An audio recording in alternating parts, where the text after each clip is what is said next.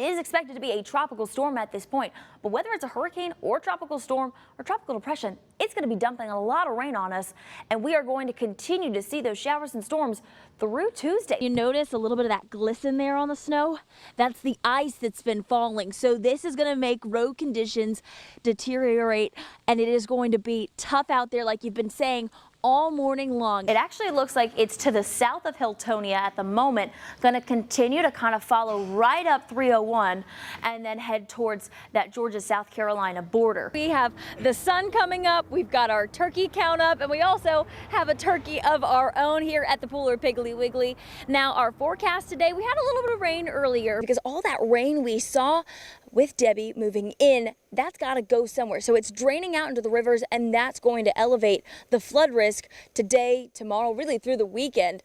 Overall, we are staying dry. It's because of this high pressure north of Atlanta, and we can see there also is an area of showers and storms that we are watching for some possible tropical development. Not just hurricane force winds, but historic wind gusts that we saw overnight. Alma seeing 100 miles an hour. That was the highest wind gust that it has recorded on record. Once the vessel is up to code, it's brought to this location, 20 miles offshore.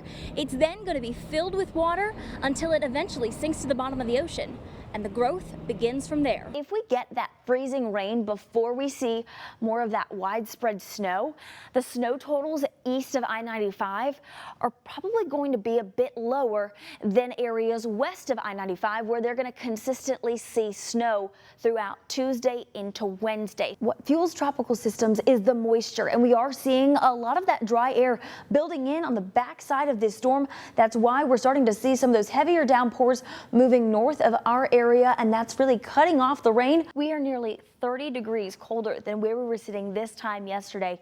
That's all due to that cold front that moved through the East Coast. We had rain all the way from here in our area up to parts of the Northeast, Washington, D.C., New York. They all saw rain yesterday. I've got a couple of layers on underneath this jacket. I've got my gloves, also my ears. They're okay because of the earmuffs that I'm wearing. So hats today going to be essential. That cloud cover is kind of like a blanket, right? So overnight it's keeping all of that heat in, but then as we go into the afternoon, it's keeping the heat out.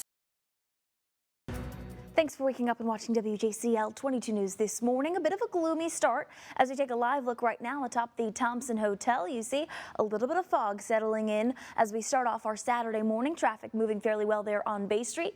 Temperature wise, we're quite comfortable. 58 degrees this morning, and you notice we've got that warm air continuing from yesterday, as well as a lot of that moisture still settling in across the area.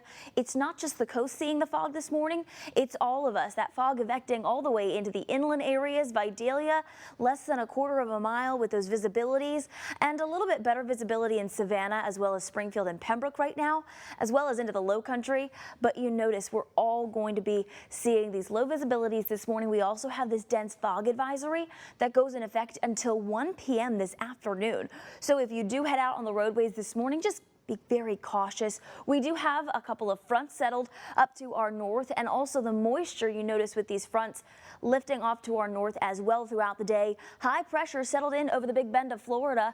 That's going to continue to bring us warm conditions as well as clear skies heading through our afternoon. And so there's all that moisture heading through parts of North Carolina as well as Virginia. But you notice Southeast Georgia and the Low Country, absolutely beautiful this morning. And so we're going to continue to see these clear skies. Temperatures today going to be warming up into the 80s by this afternoon.